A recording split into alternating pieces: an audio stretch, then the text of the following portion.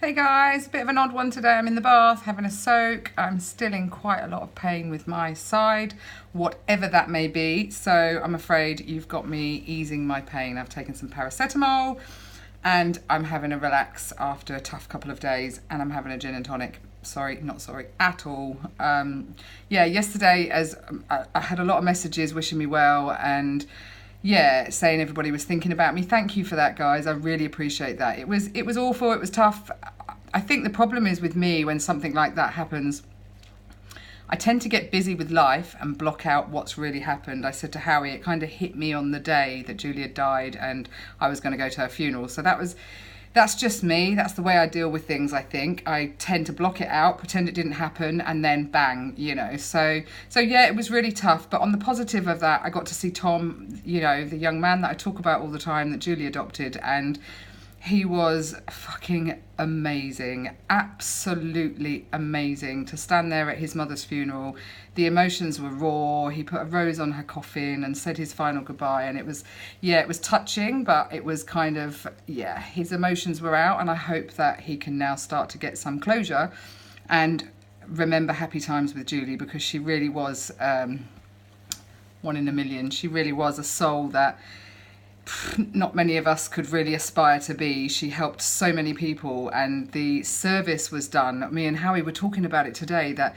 her service was done nothing religious at all. There was a friend, one of her best friends did the whole service basically. He talked about Julie's life story, and we all learned a little bit about Julie that we didn't know, and we've come away going, wow, she was even more of an amazing woman. And if people say half the stuff at my funeral like they did to Julie's, I've done a good job. She was amazing, and her legacy will live on in Tom. He's extremely lucky.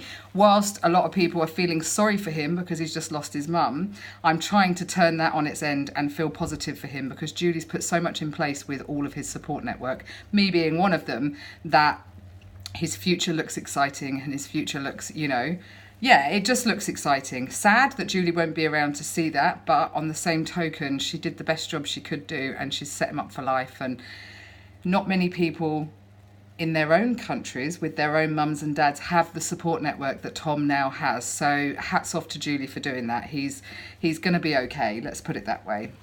So we have him coming to us in March for a week, which I'm super looking forward to. So is he.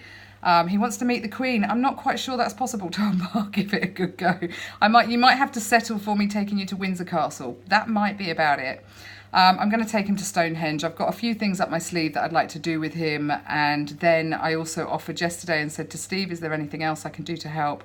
And he said, actually, he has another business trip in April, and Tom will be at school. So I said, well, let me come over. So I'm going to fly over in April, and he's going to insure me on his car, and I'll do the mummy Jan Jan bit.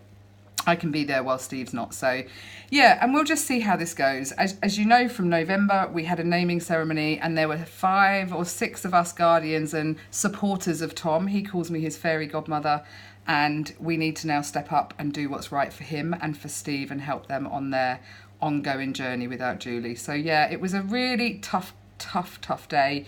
I didn't make great choices. I drank the minute we got in the pub after the funeral.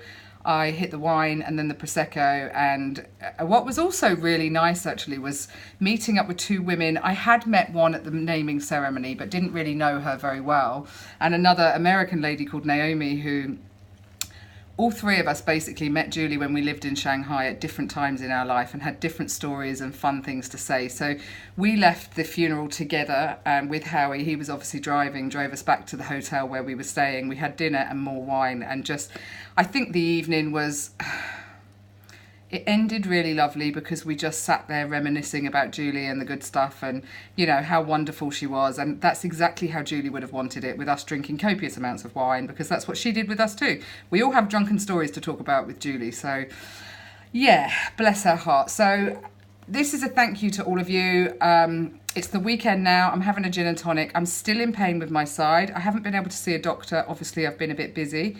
But it's making me realise this pain is coming and going. It's intermittent, and it really feels like a muscle pain, But then I realised it's deeper than that. It's definitely something internal. But I have a doctor's appointment on Monday at 11:30. So I won't be leaving that office, as my friend Claire would say, until I get some answers. I'm literally going to sit there in protest and say, where do we go from here? So we'll see, because we're none the wiser as to what it is, and it's definitely not got any better. I can take 2 500mg paracetamol, doesn't touch it. I did take somebody's advice and buy Buscopan, didn't touch it. So yeah, and walking didn't help. I walked along the beach in Blackpool early this morning, and by the time I'd finished that, I was in agony, and I drove a bit in the car. Driving in the car shouldn't hurt, it hurts. So we'll see, we'll get to the bottom of it. I just need to suck it up and get there, get to the doctors and find out what it is. And so we can fix it, because I can't be doing with not exercising, that's for sure.